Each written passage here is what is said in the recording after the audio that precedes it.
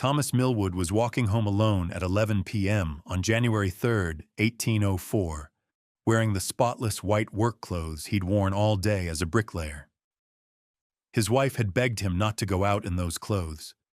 His sister had literally pleaded with him just an hour earlier to put on a coat.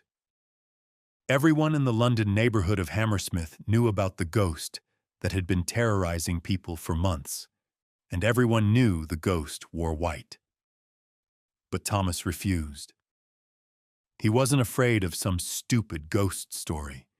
He was a practical man, a working man, and he was going home. When he turned the corner onto Black Lion Lane, he heard a voice shout from the darkness. The last thing Thomas Millwood ever heard was the click of a trigger, and then his chest exploded with fire. Hammersmith in the early 1800s wasn't the bustling part of London you might know today. It was a quiet village about 5 miles west of the city center, the kind of place where everyone knew everyone, where people went to bed when the sun went down, and where superstition ran deep. People believed in ghosts. They believed in spirits. They believed that when someone died improperly, their soul couldn't rest.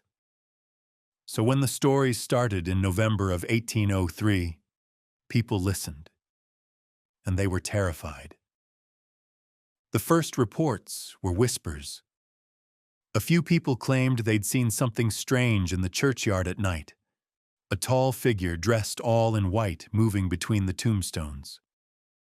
Then the accounts got more specific. The ghost was the spirit of a man who'd killed himself the year before, they said, and he'd been buried right there in Hammersmith churchyard. That was against church law. Suicides weren't supposed to be buried in consecrated ground because their souls couldn't be at peace. And if that soul couldn't rest, well, it would wander.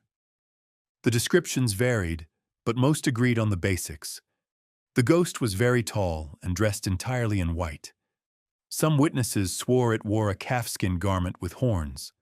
Others mentioned large glass eyes.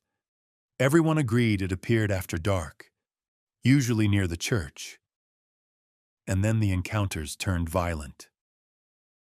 An elderly woman was walking past the churchyard one evening when something white rushed at her from the darkness. She felt hands grab her. She screamed. Whatever it was released her and vanished. A few days later, a pregnant woman reported the same thing, grabbed by something near the church, frozen with terror. Both women were so frightened, so utterly traumatized by what they'd experienced, that they died within days, not from physical injuries, from shock. Pure, overwhelming fear stopped their hearts. Now keep that detail in mind, because it becomes important later. A brewer's servant named Thomas Groom had his own encounter. He was cutting through the churchyard around 9 o'clock at night with a companion, taking a shortcut home from work. They were almost through when Groom felt something rise up from behind a tombstone and wrap around his throat. Fingers dug into his neck. He couldn't breathe. He clawed at the hands, fighting, gasping. His companion turned around at the sound of the struggle and shouted, and whatever had grabbed Groom released him and disappeared into the darkness. Groom collapsed, coughing, terrified. When he looked at his neck later, he had bruises in the exact shape of fingers. By late December 1803, Hammersmith was in a state of panic.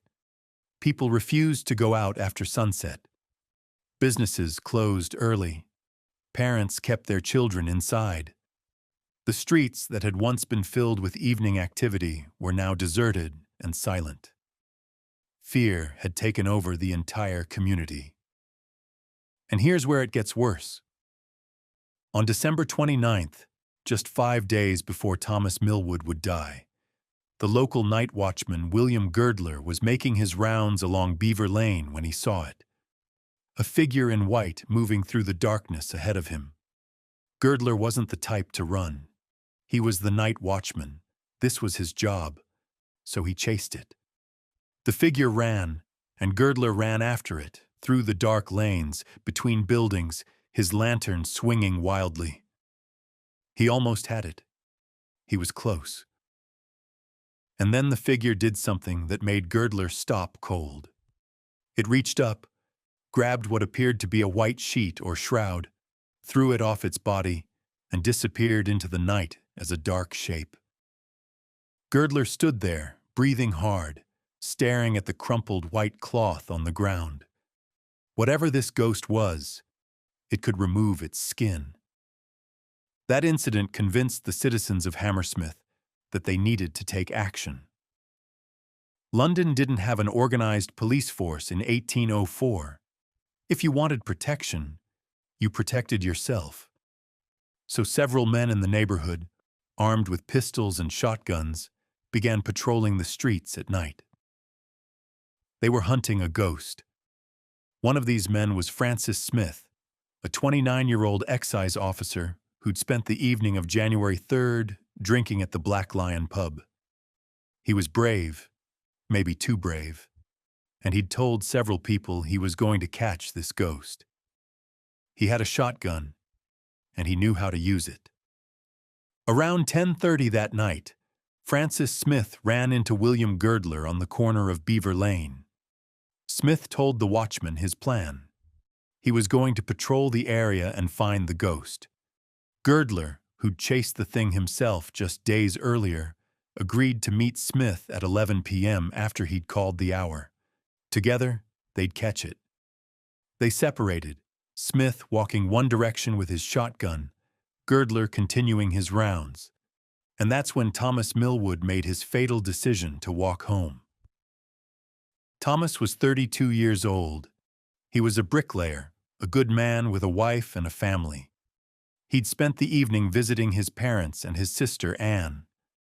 When his parents went to bed around 10 p.m., Thomas stayed another hour chatting with Anne. At 11 p.m., he said goodnight and left, heading home through the dark streets of Hammersmith. He was wearing exactly what every bricklayer wore: white linen trousers, freshly washed and very clean, a white flannel waistcoat, new and bright, a white apron tied around his waist, the uniform of his trade.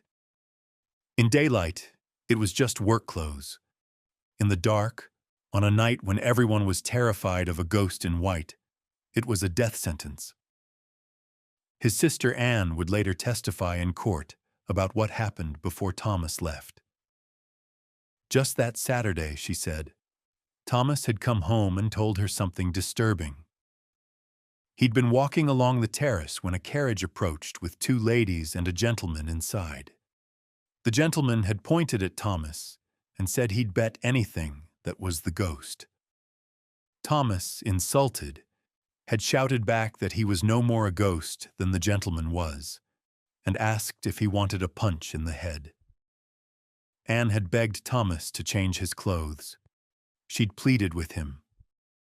"Thomas," she said, "as there's all this trouble about the ghost, and your clothes look white, please put on your greatcoat so you don't run into danger." But Thomas refused. He wasn't going to change for anybody. He'd done nothing wrong. So Thomas walked home in his white clothes, and Francis Smith was out there in the dark with a loaded shotgun, his judgment clouded by alcohol and fear and the absolute conviction that he was about to confront something supernatural. They met on Black Lion Lane, just after 11 p.m. Smith saw a figure in white approaching through the darkness. His heart must have stopped. This was it. This was the ghost everyone had been talking about, the thing that had killed two women, that had choked Thomas Groom nearly to death. Smith raised his gun and shouted, "Damn you! Who are you? What are you? Damn you! I will shoot you!" Thomas Millwood, confused, probably terrified by the man with a gun shouting at him, took a step forward. Maybe he was trying to explain, maybe he was trying to get past. We'll never know. Because Francis Smith pulled the trigger. The blast hit Thomas in the chest and side. He fell. Blood spread across those clean white clothes, turning them dark. Smith, still convinced he'd shot the ghost, ran to find William Girdler. He found the watchman and told him, breathless, that he'd done it. He'd shot the ghost. Girdler hurried to Black Lion Lane, raised his lantern, and looked down at the body lying in the dark street. It wasn't a ghost. It was Thomas Millwood, someone Girdler probably knew by sight, lying dead with a massive wound in his chest. Smith stared at what he'd done. Then Girdler told him to go home, to wait, and Smith obeyed. Thomas's body was carried to the Black Lion pub, the same pub where Smith had been drinking hours earlier, but Thomas was already gone. The shot had been fatal. Francis Smith was arrested and charged with murder. His trial took place at the Old Bailey on January 11th, just 8 days after the shooting. The courtroom was packed. Everyone wanted to see what would happen to the man who'd killed someone while hunting a ghost. Smith's defense was simple and honest. He confessed to pulling the trigger. He didn't deny killing Thomas Millwood, but he genuinely believed he was shooting a ghost, an entity that had terrorized the neighborhood, that had killed 2 women, that had attacked multiple people.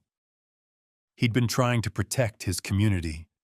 The jury heard all the evidence. They heard from Anne, Thomas's sister, who testified that she'd warned her brother to cover his white clothes. They heard from witnesses who described the months of terror, the sightings, the attacks. They heard character witnesses testify that Francis Smith was a good man, responsible, not the type to shoot someone without cause. The jury deliberated and came back with a verdict of manslaughter. They believed Smith had made a terrible mistake, but it wasn't murder. The judge sent them back. Lord Chief Baron Sir Archibald MacDonald gave them very specific instructions. Smith had not acted in self-defense, the judge explained. Millwood hadn't attacked him. Millwood hadn't even been running away. Smith hadn't been provoked by any actual threat. And even if Smith had successfully shot the actual ghost, that wouldn't have been legal either, because pretending to be a ghost and frightening people was just a misdemeanor, a minor crime that deserved a small fine, not a death sentence. The law was clear. All killing amounts to murder unless justified by law or done in self-defense. The jury had 2 choices: guilty of murder or total acquittal. Nothing in between. The jury came back with guilty. Francis Smith was immediately sentenced to death by hanging, with his body to be dissected afterward for medical study. That was the standard punishment for murder in 1804. The courtroom went silent. Contemporary accounts say Smith commanded the sympathy of every spectator in the room. Nobody wanted to see him hang. He'd been trying to help. He'd been trying to stop a monster. But the law was the law. The case went to King George III himself. There was massive public sympathy for Smith, and the king had the power to commute the sentence. After reviewing everything, the king reduced Smith's punishment to 1 year of hard labor. Smith served his time and was released. But the case had opened a legal question that wouldn't be fully answered for almost 2 centuries. Here's what makes this case so significant. Francis Smith genuinely believed he was protecting his community from a supernatural threat. He acted on that belief in good faith. But his belief was wrong, and an innocent man died. The question the court struggled with was this: should someone be held fully responsible for their actions if those actions were based on a mistaken but honestly held belief? If you truly think you're in danger, truly think you're stopping a crime, truly think you're saving lives, does your good intent matter when you're wrong? British courts wrestled with that question for 180 years. The Hammersmith ghost case became a landmark precedent, cited again and again in cases involving self-defense and mistaken belief. It wasn't until 1983, in a case called R.V. Williams, that the Court of Appeal finally established a clear rule. They determined that someone's actions must be judged based on the circumstances as they reasonably believed them to be, even if that belief was mistaken. The Hammersmith ghost case had finally been resolved, 179 years after Thomas Millwood died on Black Lion Lane. But wait, there's something else you need to know. Shortly after Thomas's death, when the publicity from Smith's trial was at its peak, a man named John Graham came forward with a confession. Graham was a local shoemaker, and he admitted that he'd been the Hammersmith ghost, or at least one of them. His story was almost darkly funny. Some apprentices at his workplace had been telling ghost stories to his young children, scaring them so badly they couldn't sleep. Graham, furious, had decided to teach those apprentices a lesson. He'd put on a white sheet, hidden in the churchyard, and jumped out to terrify them when they walked past. It had worked. They'd been terrified. But then Graham realized other people had seen him too, and the whole thing had spiraled into this massive panic. He'd never meant for it to get so out of control. He'd certainly never meant for anyone to die. There's no record that John Graham ever faced punishment for his hoax. The damage was already done. But here's the strange thing. Even after Graham's confession, even after the execution and trial and everything, reports of the Hammersmith ghost continued. People still saw something in white near the churchyard. New sightings were reported in 1824, this time describing a ghost that could breathe fire. The reports didn't stop until the late 1830s, when Spring-Heeled Jack, a different London legend, captured the public's imagination instead. And Thomas Millwood? There are reports that his spirit never left. The Black Lion pub, the place where his body was carried after he was shot, is supposedly haunted by a ghost that appears in white work clothes, still trying to walk home after all these years. Some people say if you visit on the anniversary of January 3rd, you might see him. But that might just be another story. The Hammersmith ghost case remains one of the most fascinating intersections of folklore, fear, and law in British history. It changed how courts think about self-defense and mistaken belief for nearly 2 centuries. It showed how mass hysteria can lead to tragedy. And it reminds us that sometimes the things we fear most aren't supernatural at all. They're just ordinary people in ordinary clothes, walking home in the dark. If this case fascinates you as much as it does me, I've got another unsolved mystery from British history you absolutely need to see.